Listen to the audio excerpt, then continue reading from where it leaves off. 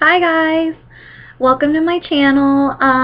My name is Jessica, and I'm gonna go ahead and make an art history YouTube channel. I just graduated from the University of Texas at San Antonio, and I got my bachelor's in art history and criticism. And the reason I am doing this channel is because a lot of people have come to me over the years, and I tell them what I'm getting my degree in at school, and they're like, oh my gosh, it's so hard, like you don't understand, or oh wow, that's great, good for you. But I really wanted to create this channel so I could give people, the general public, a better understanding about art history. And also because over the years I've had many friends take an art history course and they have a hard time, or they don't understand the material, and when I explain it to them, they make A's on their quizzes. And I thought, you know what, I want to help anybody that I can to pass art history, because I know everybody usually has to take an art history or art class for their art appreciation credit here in the US. I don't know what it's like overseas, but I'm pretty sure you guys have to have that too. So either way, I'm here to help. This is a tutorial channel, kind of supplemental instruction. That is my goal. I want all you guys to make A's, and for those of you who are just watching this for fun, hey, I'm glad I'm helping you out, broadening your mind for art history. It's my passion. It's what I want to do. I love it very much. If you can't already tell how happy I am. It makes me really happy. And it's something that I love to do. And sorry, I keep adjusting the camera because I'm not sure what angles I like, so this is all new to me, but let me get a little closer here. So yeah, these videos I'm going to try and shoot for 10 to 15 minutes. The max would probably be 20. And that's just because I have to get a lot of information in, and they're usually key images that you guys would have to look in class. Now, this is not I'm just going to go ahead and say this. This is not a supplement for you going to class. Period. If you have taken our history class, you should go. I'm not, this is the extra help. This is so you can make an A on that exam. This is to help lessen your study time, if you're taking this class for a grade. But this is not so you can skip out of class. I'm sorry. I totally disagree with that, and that's not what this channel is used for. This is used as your extra help and to lessen your study time. Period. So that being said, what I want you guys to understand, and why I focused my focus in art history in college, and I declared it as my major from the get-go, is because art history is very important. I don't care what anybody else says. It's very important. And the reason, I'm going to go ahead and have a little rant right now so you guys can understand why I'm doing this channel. It's a mini rant. But I'm doing this because art history is important for several reasons. Sorry. I just heard there's like a car going off outside. But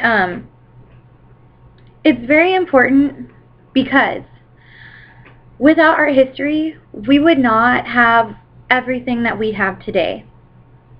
Art history is the focus of the creative genius that each and every one of us has in this world. Whether you embrace it or not is your life decision, or however you choose to live your life. It's totally up to you.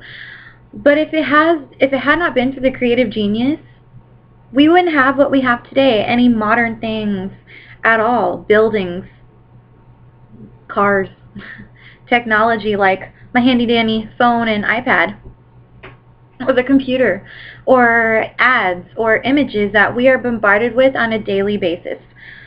Without art history, we wouldn't have any of this. I'm not saying that humans are dumb or we're smart, because we're not smart, because we're very, very smart. We're very intelligent. And art, and all its many forms that it comes in, is a way that we can tap into our intelligence. That's our creativity. And that's how we are able to become intelligent, is when we tap into that. So I just, it's very important. And it's also important because it helps us connect on a level of, oh, I like this. Oh, I dislike that. Oh, well, maybe we can compromise and see what works out. Each and every one of us has, I always feel like we all have a creative genius, and whether we embrace it or not, it's important. So, it just really depends on how you live your life, what you consider to be your creative genius. Art is subjective, and anybody who says otherwise doesn't understand art then. Art is subjective. It is open to interpretation, just like any text you read that is a fiction novel and the author leaves a cliffhanger, or like when The Sopranos ended. Open to interpretation, unless it's like Game of Thrones where somebody got killed off, for sure. And you know what I mean? So George R. Martin is really good about open interpretations and his prophecies. If you guys are into Game of Thrones, you guys might understand, or you guys read the books, or you watch the show, you'll kind of understand what I'm talking about. But I'm trying to bring it back to a level of, this is what this is. This is, making connections with you guys so y'all can understand. And I talk with my hands, so sorry if it bothers people. I'm very gesture in my talking with people. It's just how I am. So without further ado, I'm going to go ahead and get into what you guys need to know for your quizzes, your midterm, your exams, and your final, and how to study for that. And with any college class, I've taken a whole broad spectrum of classes for my core and art history alone, and then there was all these electives that I wanted to, kind of attach to art history in case I decided to do a minor, which I didn't, but I still know a lot of information. That being said, the best way to study for any college class, and especially art history, this is especially art history, you want to know the 5 W's. Who, what, when, where, and lastly, why it was made. So the best way to connect the 5 W's is who created the piece, why was it created, who commissioned it, and commissioned it means who paid for it to be made. What is it made out of, and what's the backstory? The 5 W's. Usually though, I will say, because I'm going to start from prehistoric and go all the way to postmodern, which is the which is the area, oh my god, I cannot get off that word, I'm sorry, which is the time era that we are in now, is postmodern. But generally, prehistoric art to about Renaissance, which would be circa 1400, 1500. Artists are not usually known at this time, so that is kind of sad face. And that's just due to all the information has either been lost to us, it's been destroyed. Prehistoric art about this time, nothing was really written.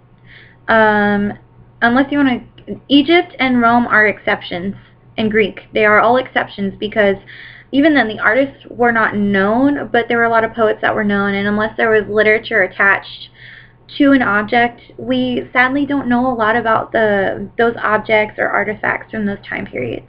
So, I'm just giving you guys a heads up for anybody who's taking the prehistoric to 15th century class. Your teacher should tell you that. Dates are more important for those classes, though. Dates in the title and also the subjectivity. So, what's being depicted or shown in the object. Sorry, I'm going to use fancy terminology from my field, but I will explain as I go along, just to kind of give you guys a heads up. And also, I would definitely suggest checking out your school's library, because I'm not saying don't buy your art history textbook, but they're very expensive, and I'm all about, helping people, and I'm kind of a cheap ass, so I'm not going to lie, I'm kind of cheap. I live on a college budget. I just graduated, so I'm still budgeting and couponing and whatnot, but I'm just letting you guys know now that I am not being paid for any of this. I don't own any rights to the images. I'm just helping y'all out, but the best way you can go about that with the textbook is your library may have what is called reserve, books on reserve at the front desk, or something similar to that, and generally they'll have books that are used by all your core classes. Art history is also a core because it is your art appreciation credit. So they'll at least have the textbooks that are used to that class, and everybody generally has to take it. But I would definitely suggest, if you don't want to buy a textbook, or your library does not have a book on reserve or anything like that, I would highly, highly suggest getting the Annotated Mona Lisa by Carol Strickland. The copy that I have is from 2010 to 2009, and it has not been redone.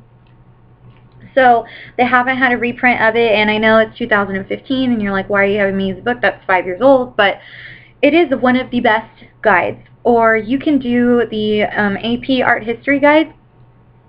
That one's a very good one too. I have not checked the new one out, and I've been kind of wanting to buy it just because I'm doing this channel. So that, with all that, I would definitely suggest you can get this off of Google. You can Google it. I got mine at a Borders before they went out of business. But you can also get this at Barnes & Noble and Amazon. I found this for Amazon on 15 bucks. I just Googled it right now, and they're still selling it. This is the second edition, the black one. The white one is the original, the first copy, but I have the second edition, which I really love it. It's the only one that I own. But this is a perfect guide. And for anybody who is, taking the one class, this covers prehistoric all the way to postmodern too. So, and it's a guide and everything. She explains everything in 1 to 2 pages tops, which is what I really like. She gets down to the point. She gets down to technique. She gets down to the nitty-gritty, and I really, really like that from her. So I would highly recommend that book. Just saying, it's cheaper and lighter than any art history textbook you will ever have to buy. Look at how thin that is. And it's flexible too. I really like it when books are flexible like this, but that's just me. So again, just to kind of help you guys out, I am doing this. I really hope you guys like my spiels. I will be using material that I have learned from my art history classes, from personal experience, and everything in the book. And also, I know that the book is 5 years old. So I am going back, and I'm going to be posting links for you guys that are more up to date. They're web links, so you guys have extra instructions, and you guys can Google the images, because they don't own any rights to the images. I just own the book, so whatever images are in the book, I will show you from the book. But yeah, you can Google all this stuff up. It's public for sure. But yeah, I will be posting all of that to you guys. I've already got the first video links set up for y'all, so I'm very specific too. So they're all listed by what, and I will try to use as many reputable sources as I can, though the prehistoric ones, everybody has to say something about the prehistoric ones.